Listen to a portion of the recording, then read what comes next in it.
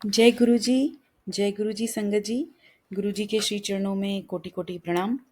संगत जी, मेरा आज का सत्संग है कि गुरु जी कैसे हमें अपनी डेली लाइफ में भी हेल्प करते हैं, अपने रिलेशनशिप्स मेंटेन करने में। एक्चुअली मेरे साथ ये दूसरी बार हो रहा है कि गुरु जी ने मेरे और मेरी बिटिया का रिश्ते में एक बड़ी मिठास सी भर दी है। एक्चुअली अगेन एक बार पहले ही मैंने बताया था आपको कि बच्चे आजकल टीनेज में हैं, तो हाई स्कूलर्स हैं मेरे दोनों बच्चे। एंड तो हाई स्कूल का एक अलग ही रहता है एनवायरनमेंट, और बच्चों का जो माइंडसेट होता है, तो they feel like they are the best. तो पेरेंट्स को ज़्यादा मतलब सुनते नहीं है, they try to teach rather listen. तो ऐसे ही हुआ कुछ कि मैंने अपनी बिटिया को, जो भी कुछ पिछले 3-4 दिन से ऐसे ही हो रहा था कि मैं कुछ भी बोलती थी तो वो आई don't care, I mean it's okay, या मतलब कुछ अजीब सा फेशियल एक्सप्रेशन बना के, और जस्ट या I don't care, I don't mind, I don't care, something something ऐसे करके छोड़ देती थी बातों को। तो मतलब she was not doing the things which I wanted her to do, और it's not like I was giving her so many things. It's just like खाना खा लो टाइम से, अपने रूम को ठीक से रखो, और कुछ काम कहा तो वो पूरा नहीं किया, इस तरीके की बातें, कुछ इम्पोर्टेंट बातें। तो वेरी सिंपल बट इम्पॉर्टेंट।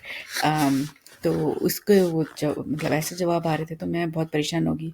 फिर मैं कुछ बोलती उसको गुस्से में, मैं चुप हो गई और मैंने गुरुजी से बोला, मैंने थोड़ा सा उसको कहा कि अगर ऐसी ही प्रॉब्लम है तो बेटा आप अपने रूम में रहा करो, नीचे मतलब लाइक मेरे पास मत आया करो, जब रेडी हो जाएगा सब काम then I call you.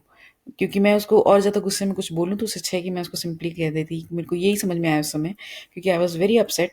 And तो मैंने कहा कि ठीक है, तो आप अपने रूम में ही चले जाओ, अगर कुछ आपने बात सुननी नहीं है तो ऐसा कह के, और आई डोंट नो उसको क्या हुआ।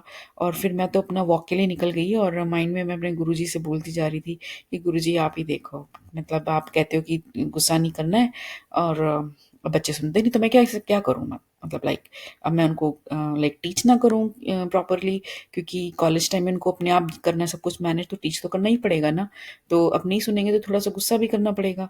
तो अब मैं गुस्सा नहीं करने के लिए आप बोल रहे हो, तो I don't know how to make her understand. तो मैंने कहा अब आप ही देखो, मैं फिर चुप हो गई और मैं अपना वॉक कर रही थी, मैं अपना फिर अलग ही अपना डाइवर्ट हो गई मेरा माइंड। जब मैं घर में वापस आती तो she was again like totally different person.